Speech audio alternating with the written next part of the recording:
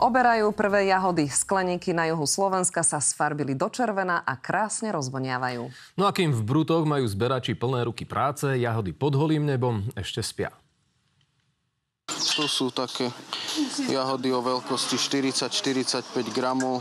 Ale priemerná veľkosť pri tejto odrode na začiatku zberu je okolo 38-40 gramov. Trošku sme zmenili receptúru, to značí, že tie jahodky budú ešte sladšie. Máme o mnoho viacej slniečka ako po minulé roky, takže to slnko nám pomohlo, aby boli sladšie. Snažíme sa udržovať nočnú periódu čo najdlhšie je možné, aby nám vlastne jahody pri 8 stupňoch v noci čo najviac rástli. A darí sa im to veľmi dobre. Len za dnešný deň zberači nazbierali 3 tony jahôd. Ľudia prídu ráno 6:30 do práce, začíname zberom, aby sme vlastne zber ukončili približne do obeda. Následne sa pracovníci presúvajú do baličky a okolo 4:00-5:00 hodiny po obede odchádza od nás pravidelne kamión s jahodami. Ten dodávateľský reťazec fakt sa snažíme minimalizovať na jeden deň, aby jahody neputovali jak niekde z Grécka, zo Španielska, z Maroka, pretože tie tretie krajiny putujú bohužiaľ až týždeň a vieme si predstaviť po týždni ako jahoda kvalitatívne a kvantita vyzerá zle.